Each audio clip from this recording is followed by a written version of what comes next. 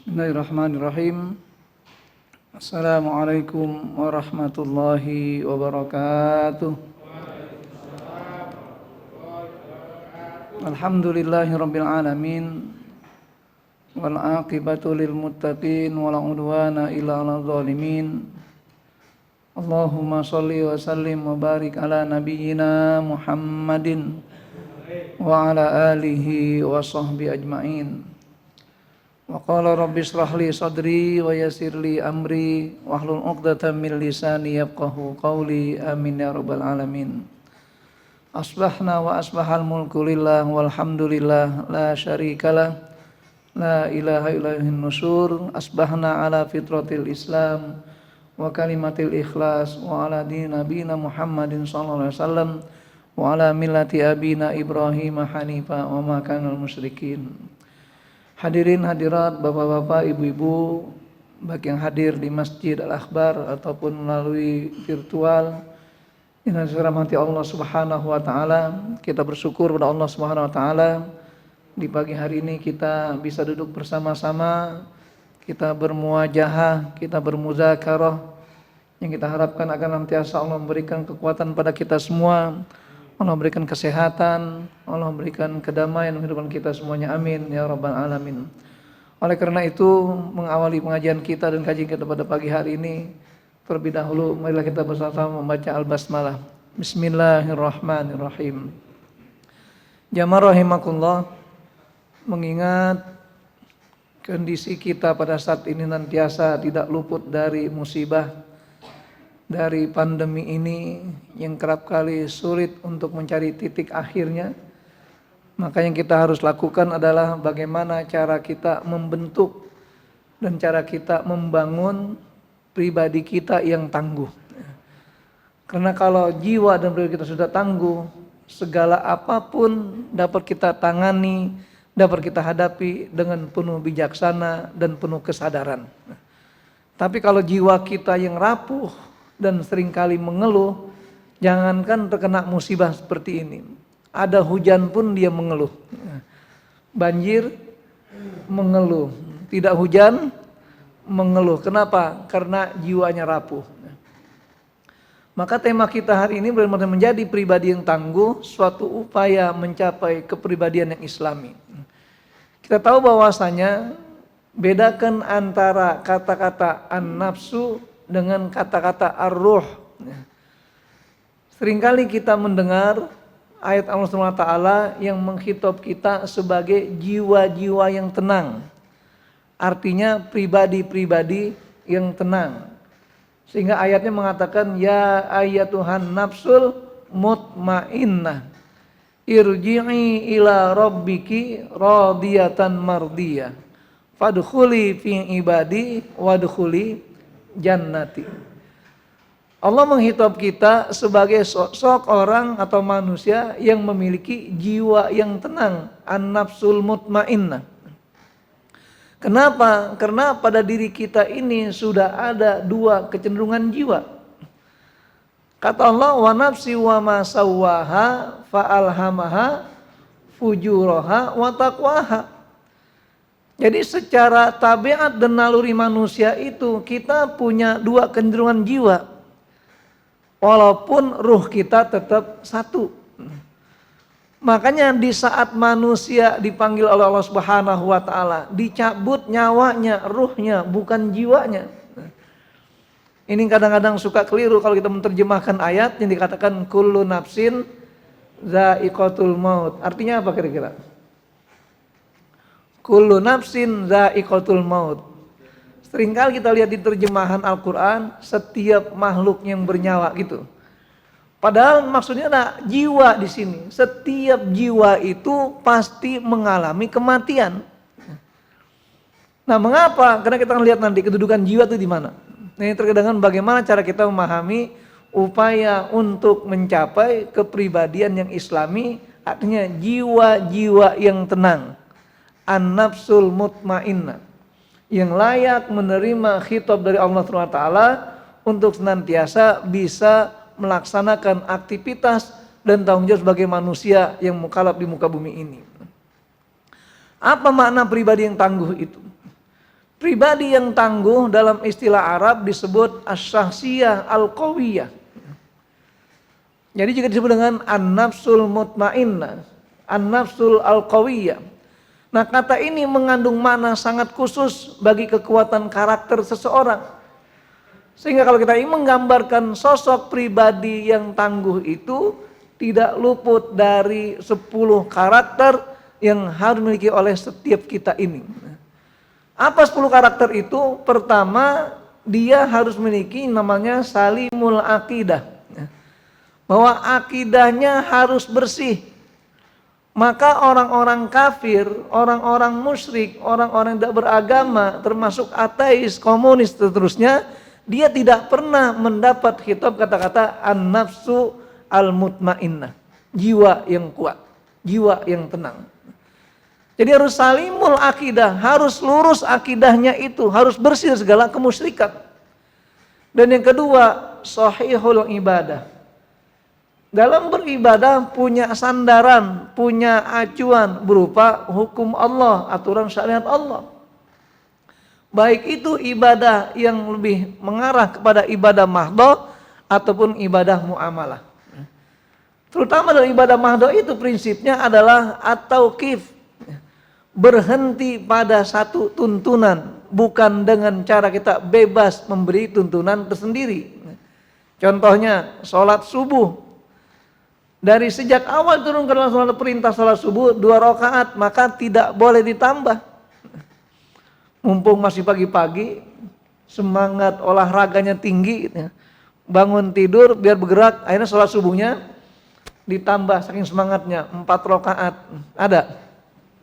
Enggak ada. Kenapa? Ini mahdhah. Berwudu sifatnya mahdhah. Yang rukun atau yang wajib ada 4, yang sisanya sunnah. Maka yang 4 tidak boleh kita kurangi. Kenapa? Bersifat mahdhah. Sebaik apapun wudunya, dengan isbagul wudu, tapi dia tidak membasuh muka, tidak membasuh tangan, maka tidak sah wudunya. Nah, ini mahdhah sifatnya, ikuti tuntunan. Maka dikatakan sebagai sahihul ibadah. Yang ketiga, matinul khuluq.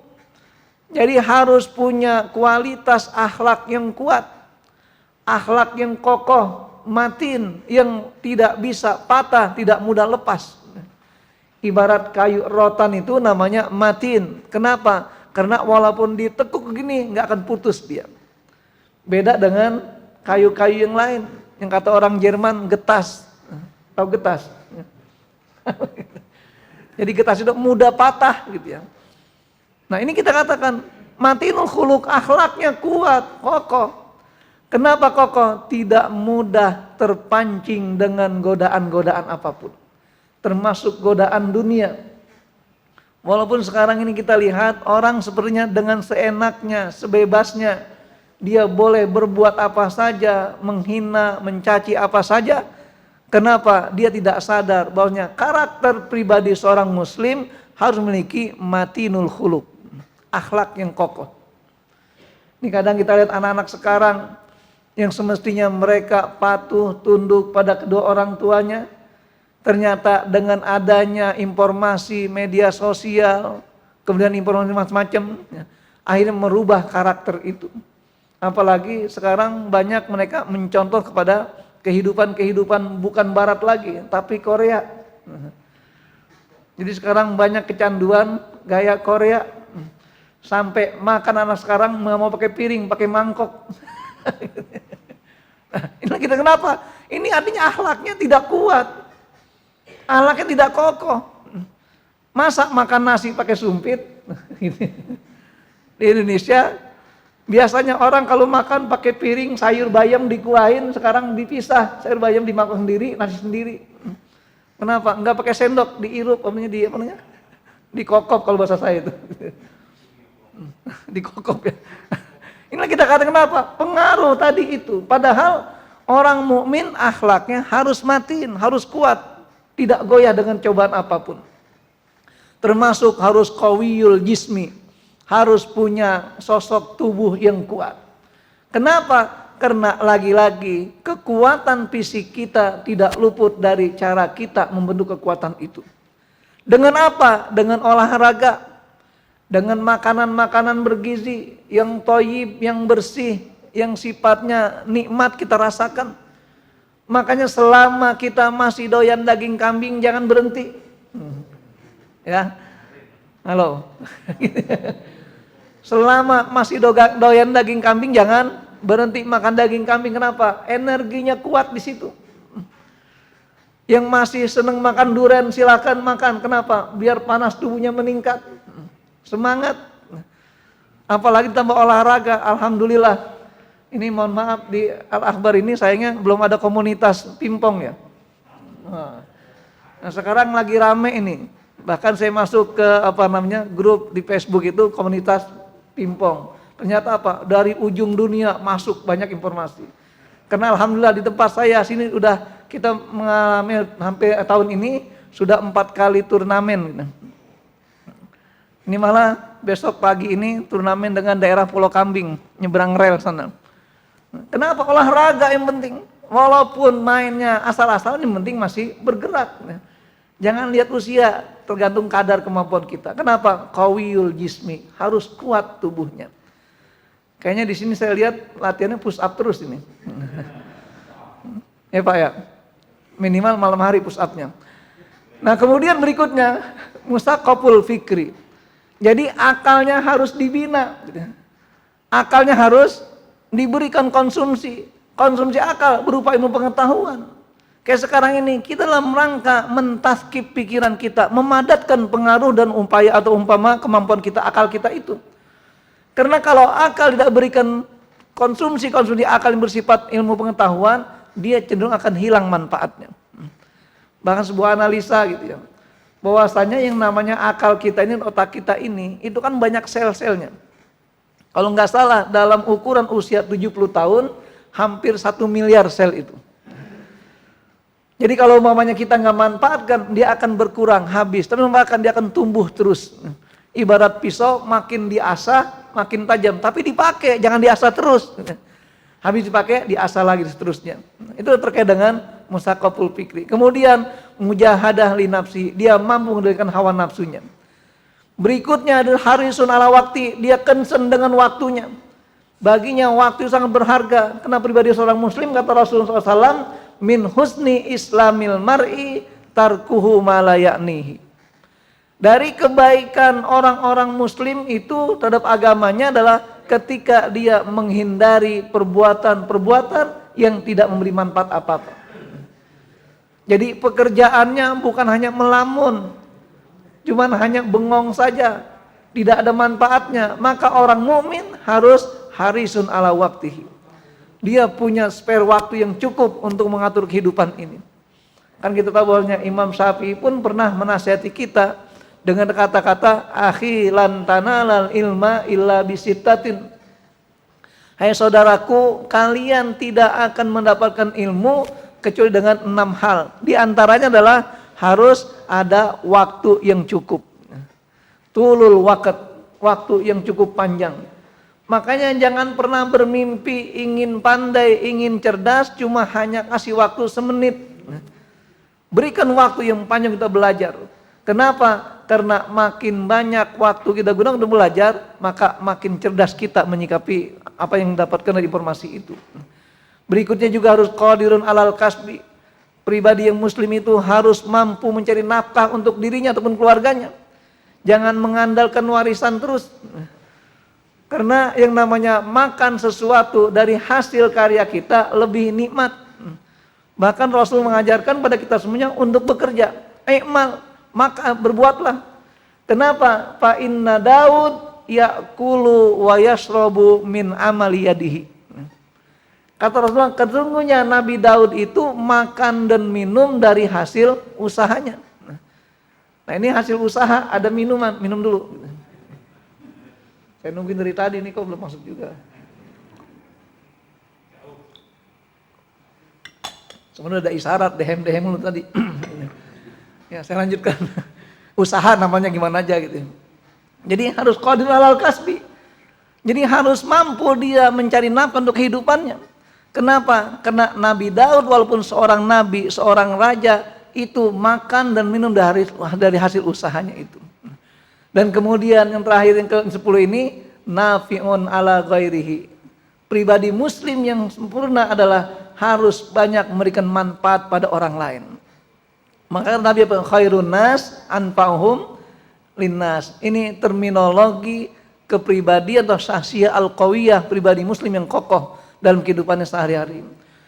Adapun secara umum makna kepribadian yang tangguh inilah jiwa yang tenang, yaitu memiliki prinsip tawakal yang benar sehingga selalu optimis dan semangat dalam hidupnya. Jadi kalau kita hidup ini selalu mengeluh, selalu pesimis, berarti jiwa kita, pribadi kita sedang ada masalah. Maka ciptakanlah kepribadian kita dengan penuh ketangguhannya agar apa? Jangan pernah mengeluhkan sesuatu. Dan harus yakin bahwasannya yang namanya uang 50.000 itu kecil atau besar? Kecil kalau kita tawakal pada Allah. Bahkan ada kisah seorang teman gitu. Dia dalam waktu 5 hari butuh uang 50 juta. Ya, dalam waktu 5 hari butuh uang 50 juta. Kenapa? Karena dia berbisnis dan kemudian sudah jatuh tempo harus dia bayar. Dan alhamdulillah karena bisnis yang syar'i, artinya bisnis yang dibenarkan secara syariat, kemudian dinasihat oleh gurunya. Ketika bertanya, Ustadz, saya butuh uang 50 juta dalam 5 hari ini karena sudah deadline. Kira-kira gimana ya? Akhirnya apa? Kalau Anda orang beriman kepada Allah dan yakin Allah akan memberikan segala yang kita butuhkan, bahwa uang 50 juta bagi Allah itu sangat kecil. Kenapa kecil? Jangankan 50 juta, 50 miliar pun kecil. Saya ingat ketika membangun masjid dulu di rumah itu. Jadi punya modal waktu masih musola itu dikas hanya 50 juta. Ini kebetulan contohnya sama gitu ya. Nah sementara untuk membangun masjid butuh dana berapa? Kita hitung-hitung saat itu, hitungan mentahnya kurang lebih 2,5 miliar. Untuk sampai bentuk masjid 2 lantai. Akhirnya apa? Panitia saya bentuk, saya bilang, kalau kalian bekerja karena Allah dan lillahi ta'ala, masyarakat akan peduli dengan hal itu. Yang penting cara kerjanya, beramalnya harus ikuti tuntunan yang dibenarkan. Alhamdulillah, ketika sudah ada niat kita bentuk panitianya, tiba-tiba saya mendapat job. Dapat klien orang konsultasi waris. Yaitu seorang jenderal meninggal, nah istrinya ngundang saya untuk selesaikan kasus warisnya. Tiba-tiba apa? Selesai itu dalam waktu enggak sampai seminggu kita selesaikan. Terus saya bilang, Bu, kita lagi mau bangun masjid ini. Di mana Ustaz? Dekat rumah. Ya sudah. Ini sayanya kayak kita belum ke ATM Ustaz. Dia ke kamar ada uang $4.000. Ustaz, ini infak saya untuk bangun masjid $4.000. Kecil nggak kira-kira? Nah, lumayan gitu ya. Akhirnya apa? Saya umumkan panitia. Seminggu berikutnya saya membawa jamaah umroh. Satu bus ada 43 orang. Akhirnya pas sudah mau pulang dari Madinah saya bilang, bagi para ibu sekalian yang masih punya sisa uang kita akan mampir ke Jeddah. Saya lihat koper udah penuh semuanya. Jadi masih punya sisa real, tolong dimasukin kardus nih. Kenapa? Ini buat panitia bangun masjid. Ternyata terkumpul 1.700 real. Akhirnya saya laporkan lagi di panitia, diumumkan, ditulis. Akhirnya yang masuk bukan hanya real, dolar saja. Semua mata uang masuk di situ. Nah enggak lama, enggak sampai sebulan. Kita jalan itu pembangunan terus. Pembangunannya sudah perlangan batu pertama, terus berjalan selama 1 bulan. Tiba-tiba ada seorang donatur, dermawan yang lewat situ. Loh ini kenapa musola dibongkar gitu ya? Padahal ini sejak masih musola itu sudah banyak aktivitas, apalagi kalau Ramadan kegiatannya masih betul. Dia bilang kita mau bangun jadi masjid itu rubah. Berapa anggarannya? Ya nggak banyak, 2,5. Nah, akhirnya apa? Besoknya dia minta nomor rekening panitia. Dan itu kita belum bikin proposal itu. Jadi masih biasa aja. Ternyata masuk transferan 350 juta. Jalan terus pembangunan. Enggak sampai sebulan masuk lagi 350 juta. Jadi sudah 700 juta dari seorang ini. Terus pas sudah mulai finishing, kan sudah mulai terbentuk, dia kirim granit sebanyak 1000 meter. Bayangkan dari anggaran 2,5 ternyata sampai tuntas menara berdiri 2,8,5 miliar. Dan itu selesai dalam waktu hanya 10 bulan. Nah itu tawakal kepada Allah. Kenapa? 50 juta kok jadi 2,7,5 miliar. Itu pun berjalan dengan waktu 10 bulan saja. Nah inilah kita katakan bagaimana prinsip tawakal itu. Sehingga hidupnya lagi semangat terus, nggak pernah kita pesimis. Kenapa? Kita yakin Allah maha segalanya. Ini terkait dengan makna pribadi yang tangguh itu. Apa dasar syariahnya? Dalam surah Al-Baqarah 247 Allah katakan wa qala lahum nabiyuhum innallaha qad ba'atsa lakum taluta malika qalu anna yakun lahul mulku alaina wa nahnu ahaqqu bil mulki minhu wa lam yu'ta sa'atan minal mal. Ingat ketika proses munculnya seorang tokoh, seorang pemimpin Nabi Daud alaihissalam itu berawal dari munculnya seorang Raja Tolut. Di mana Tolut ini itu sebenarnya beliau itu termasuk golongan orang yang biasa-biasa. Akhirnya ketika dia muncul sebagai seorang raja, protes Bani Israel semuanya. Apa yang dia punya keistimewaan? Dari silsilah mana, mana? Dikatakan di sini walam yuta sa'atan, dia nggak punya harta, bukan orang kaya, kok menjadi raja? Makanya apa kata Allah SWT? Qala innallaha astafahu alaikum. Allah sudah pilihkan dia untuk kalian hai Bani Israel. Wa zadahu bastatan fil ilmi wal jism. Allah berikan kekuatan pada Tolut, dua kekuatan. Pertama kekuatan ilmu, kedua kekuatan fisik. Jadi pada dasarnya untuk kita memimpin sebuah kehidupan bermasyarakat ini yang paling utama bukan karena harta, tapi kekuatan akal dan kekuatan fisik kita.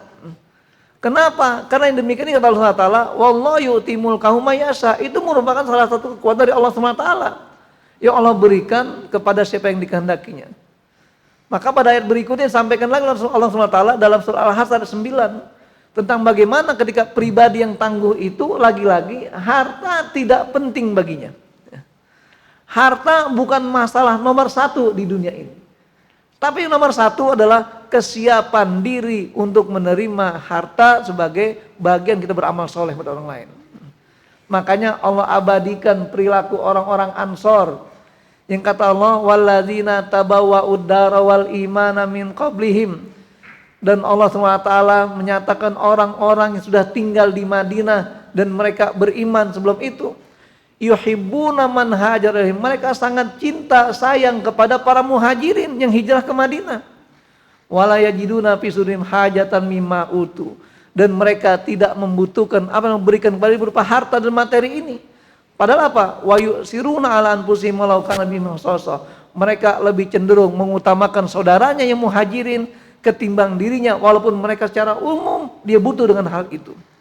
Jadi prinsipnya kekuatan kepribadian seorang muslim itu bukan dari harta.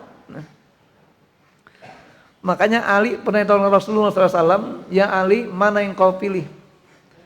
Harta atau ilmu? Gitu ya. Kenapa? Karena kalau dikasih harta itu cenderung kita akan menjadi budak harta. Tapi kalau dikasih ilmu, maka ilmu akan menjadi budak kita. Maka dikatakan al ilmu yahfazuka wal malu tahfazu anta. Jadi ilmu itu bisa melindungi kita, mengatur dan menundukkan kita kepada yang benar, sementara harta kitalah yang dibudaki untuk menjaga harta tersebut. Sekarang perbandingannya, ada nggak seorang ulama yang ilmunya banyak, ilmunya begitu berkah melimpah, butuh satpam untuk menjaganya? Enggak ada. Tapi kalau orang kaya yang hartanya banyak, butuh satpam enggak? Butuh. Bahkan sekarang satpam itu tergantung siapa yang bayar. Termasuk negara ini sudah banyak satpamnya. Kenapa? Karena dibayar semua. Mau masang bendera di PIK nggak boleh karena dijaga sama satpam gitu. Udah dibayar masalah satpamnya. Nah, ini contohnya gitu. Kenapa? Karena ketika orang yang dengan materi saja dia nggak punya kepribadian lagi. Tapi kalau dia punya jiwa yang merdeka, jiwa yang tangguh, kuat, qawiyul jismi, qawiyul akli, maka dia bisa menjadi orang yang terbaik di dunia ini. Itulah dasarnya tentang bagaimana ketika kita berupaya untuk mencari atau membina pribadi yang kuat ini. Dalam hadis Nabi SAW dikatakan al-mu'minul qawiyyu khairun wa habbu ilallah minal mu'minid dha'if. Orang mukmin yang kuat itu lebih baik dan lebih dicintai oleh Allah SWT dibanding orang mukmin yang lemah. Bahkan kata Rasulullah, wa fi kullin khairun, dalam setiap tindakannya, perilakunya pasti baik. Syaratnya apa? Al-mu'minu al-qawi, bukan sekedar al-qawi saja. Karena kalau al-insan al-qawi itu gampang diperalat oleh orang lain. Contoh sekarang tadi dikatakan banyak orang kuat-kuat fisiknya. Tapi karena imannya tidak kuat, maka diperalat oleh orang lain. Jadi kalau sekarang banyak backup orang berbuat sesuatu, backingannya kenapa? Karena yang kuat ini nggak punya iman. Seandainya orang yang kuat punya iman dengan baik, dia akan tahu untuk apa kekuatan, untuk apa pribadi dirinya itu. Namun demikian lagi-lagi katakan banyak orang yang memiliki kekuatan fisiknya, kekuatan akalnya, cerdas berpikir, tapi iman yang enggak ada, tidak memberi hidayah apapun. Maka kata Umar bin Khattab, man izdada ilman walam yazdad hudan lam yazdad minallahi illa bu'dan. Barang siapa yang bertambah ilmunya tapi tidak bertambah hidayah dari Allah, maka tidak ada bertambah sedikit pun kecuali makin jauh dari Allah SWT. Jadi lagi-lagi imanlah yang membuat penentu kebaikan keburukan kita semuanya. Sehingga kata Rasul, ikhris ala ma yanfa'uka. Coba kamu kerjakan apa saja yang bisa memberikan manfaat dalam hidupmu itu. Wasta'in billah, dan segeralah minta tolong sama Allah SWT. Wala ta'jad, dan jangan pernah merasa lemah. Wa in asabaka syai'un fala taqul law anni fa'altu kana kadza wa kadza. Seandainya aku berbuat begini maka akan terjadi itu dan ini. Tidak demikian. Walakin qul qadarullah wa ma syaa fa'al. Ini sudah ketetapan Allah SWT dan Allah berkehendak mengerjakan apa saja. Fa innallahu tabtahu amala syaiton. Karena kalau kita berkata selalu seandainya itu menggambarkan akan membuka pintu setan menggoda kita semuanya. Maka berapa banyak orang yang berbuat sesuatu dengan alasan selalu seandainya saja. Seandainya saja. Yang lahir apa? Sifat penyesalan terus. Sebagai seorang wanita berandai, seandainya saya jadi laki-laki. Gitu Bu ya. Saya enggak ngelahirin ini. Nah, sebagai seorang laki-laki, seandainya saya jadi wanita, saya enggak warawiri nyari nafkah, duduk di rumah aja dapat makan. Itu makanya membuka peluang setan mengganggu kita, enggak apa? Hidupnya selalu menyesal. Jadi orang kaya nyesal, orang miskin menyesal. Ada yang nyesal di orang kaya? Ada enggak? Jadi orang muslim menyesal, orang kafir menyesal, ada enggak? Nah kenapa? Karena kalau orang selalu membuat sifat yang penyesalan terus, yang terjadi bisikan setan terus, nggak pernah punya motivasi hidup. Sehingga jiwanya cenderung jadi lemah. Kepribadiannya cenderung luntuh, lemah dan akhirnya mudah luntur dalam hal ini.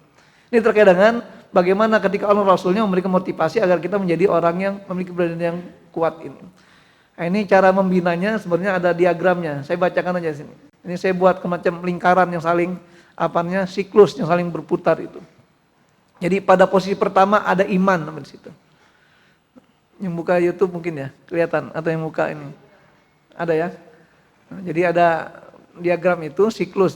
Jadi pertama iman. Artinya apa? Seorang manusia harus tanamkan imannya dulu. Makanya kita tanpa kita sadari kita sudah beriman sejak kita masih dalam rahim ibu kita.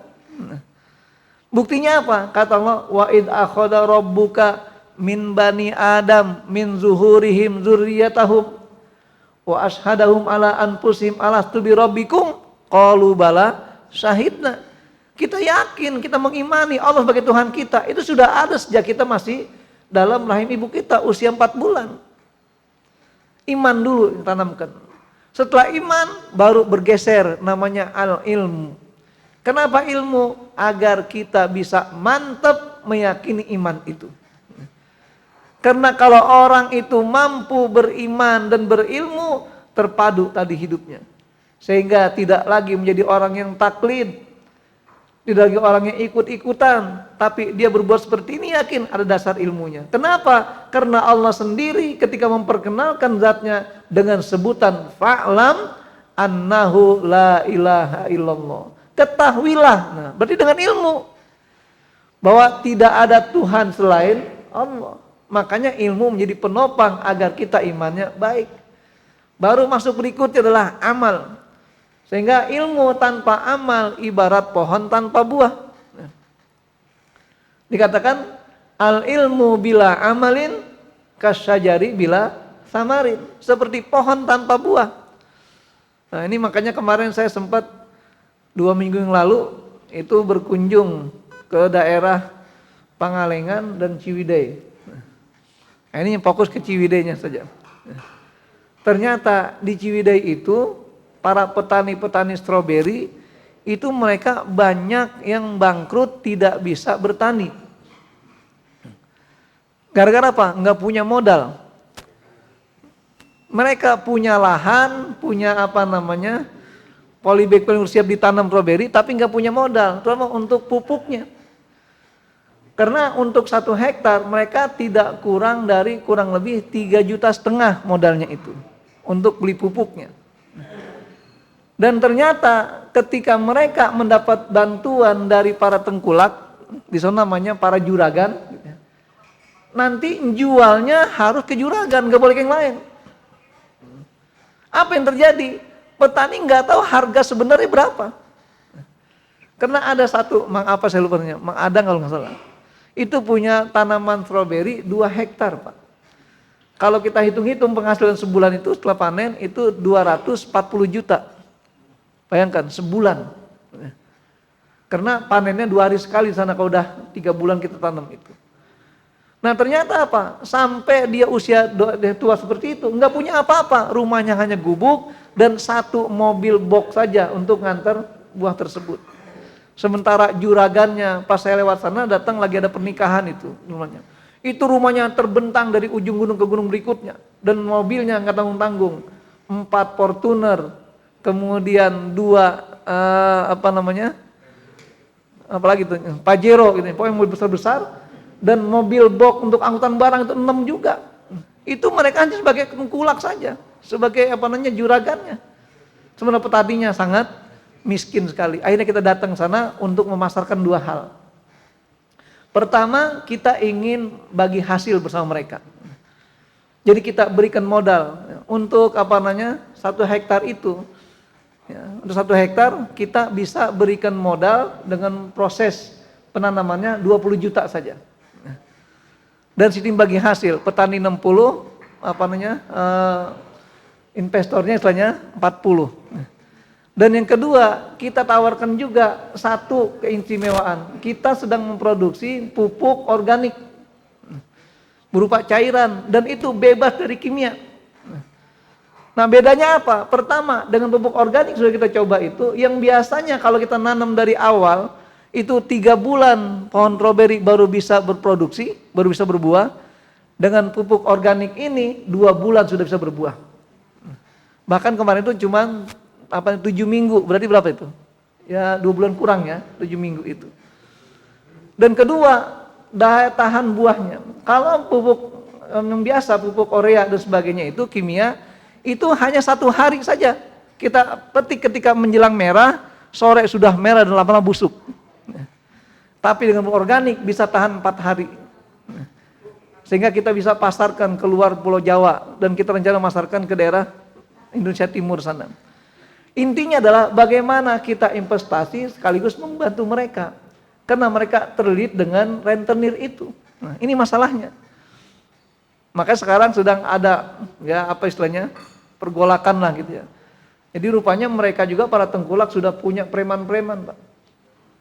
Kita baru ngurus hanya 20 atau 50 ya, 50 polybag saja, itu hanya sebagian anak kita gunakan, itu datangnya 15 preman datang.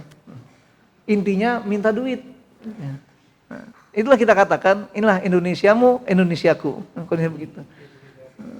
Jadi lanjut, amal tadi.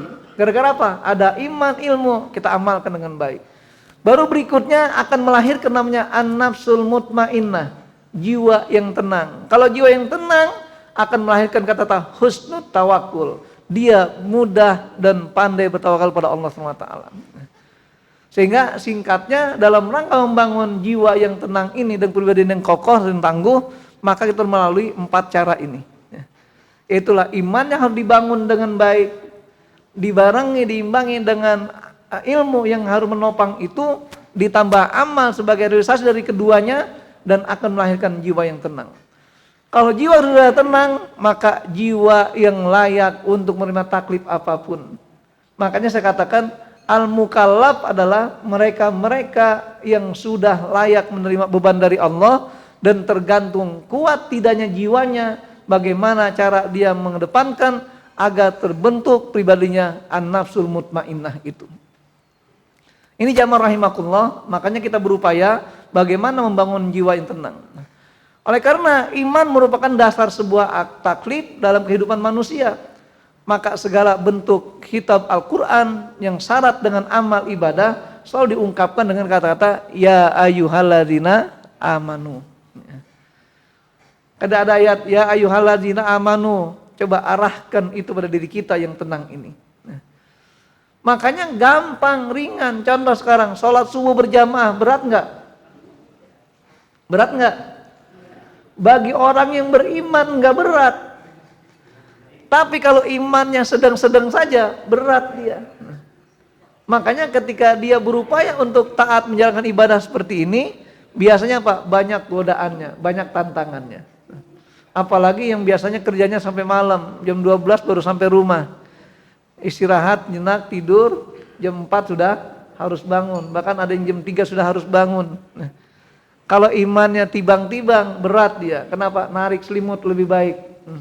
Apalagi selimutnya bisa kelojotan. Gitu ya. Itu kenapa? Terkait dengan cara kita menyikapi iman. Yang kedua, ilmu sebagai sandaran amal agar benar secara praktek dan tujuan. Dan ingat bahwasanya dengan ilmu itulah orang bisa jadi mulia. Makanya syarat kemuliaan seorang yang berilmu harus dia beriman kepada Allah. Kata Allah, yarfa'illahu alladzina amanu minkum walladzina utul ilma darajat. Jadi orang beriman, berilmu baru naik derajatnya. Makanya yang cuma berilmu aja nggak beriman, nggak akan naik derajatnya. Dia beriman nggak berilmu, tidak akan meningkatkan derajatnya itu. Dan kemudian amal adalah refleksi dari dua hal di atas agar melahirkan prestasi yang nyata sehingga dia akan mendapat peringkat-peringkat di surga. Makanya jamaah rahimakumullah, yakinlah sebagai manusia ini dilahirkan dalam fitrah dijamin masuk surga. Cuma surganya bagi anak-anak dalam keadaan fitrah tidak punya tingkatan-tingkatan. Apa yang membuat kita berkelas di surga nanti? Karena amal soleh kita. Makanya makin banyak amal kita, makin baik amal kita, makin mungkin kita mendapatkan surga yang setinggi-tingginya. Makanya Rasulullah SAW sosok seorang manusia yang paling baik amalnya. Sehingga beliau sudah punya hak, sudah punya kapling surga namanya Al-Wasilah. Nah tinggal kita mau berdampingan dengan Rasulullah? Mau? Kata Nabi apa? Ana wa kafilul yatim kahataini fil jannah. Saya bersama orang yang ngelola anak yatim, mendidik anak yatim seperti di surga nanti, berdampingan di surga walaupun beda kelas. Kenapa? Karena jari kita nggak sama panjangnya, telunjuk dengan tengah ini. Coba itulah filosofinya Rasul dengan menggunakan dua jari ini. Kenapa bukan kelingking sama ini gitu? Tapi telunjuk dengan tengah. Kemudian berikutnya jiwa yang tenang sebagai penggerak kehidupan. Makanya jiwa kita ini posisinya antara akal dan hati. Nah ketika jiwa kita terpengaruh hanya dengan akal saja secara ansih, maka dia akan berperilaku liberal. Makanya kita lihat sekarang banyak orang-orang yang berjiwa terpengaruh dengan akal saja, maka daya pikirnya bebas tanpa memahami kebenaran yang sebenarnya. Tetapi kalau dia sadar ada pengaruh hatinya, dia akan tahu batasan-batasan mana yang baik, mana yang buruk. Karena dalam diri kita sumber kebenaran di dalam hati, bukan di akal kita. Apa kata Nabi? Istafti qalbak, tanya hatimu. Kalau ini merupakan sesuatu, ternyata sesuatu membuat kita bingung, tanyakan hati kita ini. Sehingga kita dalam hal inilah makanya yang namanya pribadi yang tangguh itu lagi-lagi yang betul-betul terpadu antara pengaruh akal dan pengaruh hati pada jiwanya. Itulah yang namanya sosok orang yang memiliki husnul tawakul, tawakal yang sebenarnya. Makanya lihat kata Rasulullah SAW ketika Umar bin Khattab melihat sebuah hadis mengatakan, innakum law annakum tawakkaltum 'ala Allah haqqa tawakkulihi, seandainya kalian mampu bertawakal pada Allah yang sebenar-benar tawakal, la razaqakum, Allah pasti akan memberikan rezeki pada kalian semua. Kama yarzuqut tayra, sebagian Allah memberikan rezeki pada burung, tagdu himason wa taruhu bitonan. Di mana burung ini ketika cari makan dia belum punya alat GPS. Nah, ya, nggak nanya Waze, nggak nanya Google Map, ya. Tapi burung muter aja, dapat makan nggak? Dapat. Kalau kita sebagai manusia gampang, datang pagi-pagi hari Sabtu di sini pasti dapat makanan.